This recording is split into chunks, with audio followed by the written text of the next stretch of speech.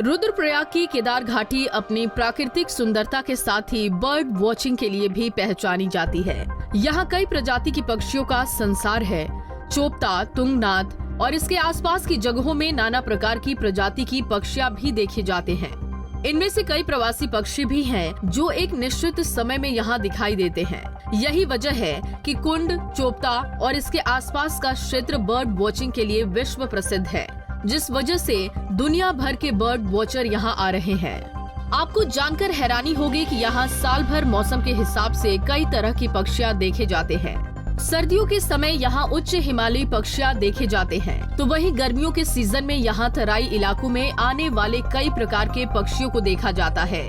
वहीं पक्षी प्रेमियों का कहना है कि बर्ड वॉचिंग से टूरिज्म को भी बढ़ावा मिलेगा। इस क्षेत्र में सरकार और प्रशासन को काम करना चाहिए, जिससे यहाँ हो रहे पलायन पर भी रोक लग सकती है।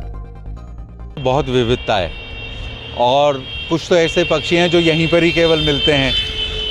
और अगर देखा जाए उत्तराखंड में ये चोपता और चोपता के आसपास जितना भी इलाका है, ये बर्डिंग के लिए बहुत ही महत्वपूर्ण इलाका है यहाँ पर, और बहुत दूर दूर से लोग आते हैं। खैर ईश्वर की कृपा से, क्योंकि मैं देहरादून रहता हूँ, तो हर साल या 1-1.5 साल बाद मेरा चक्कर लगता ही रहता है। देखिए, टूरिज़्म को तो इसने बहुत ही बढ़ावा दिया है।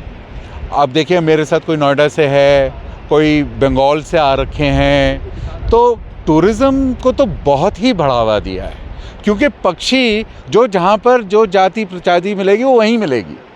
तो इस कारण से बहुत मोनाल यहाँ पर लोग पता नहीं कहाँ से खींचने के लिए आते हैं, देश विदेश से खींचने के लिए आते हैं यहाँ पर।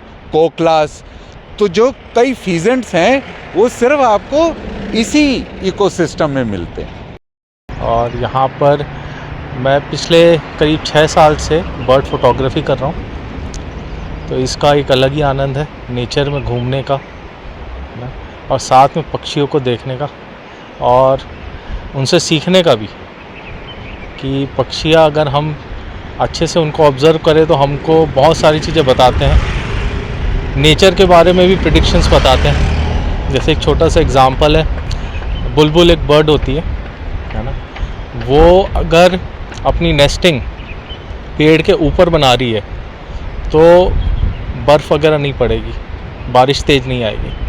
और अगर वो थोड़े पेड़ के अंदर घुस के नीचे बनाती है तो उसका मतलब ये होता है कि उनको अंदाज़ा लग गया है कि कोई तेज़ आपदा आएगी या कुछ आएगी, उसके प्रोटेक्शन के लिए उस हिसाब से करता है।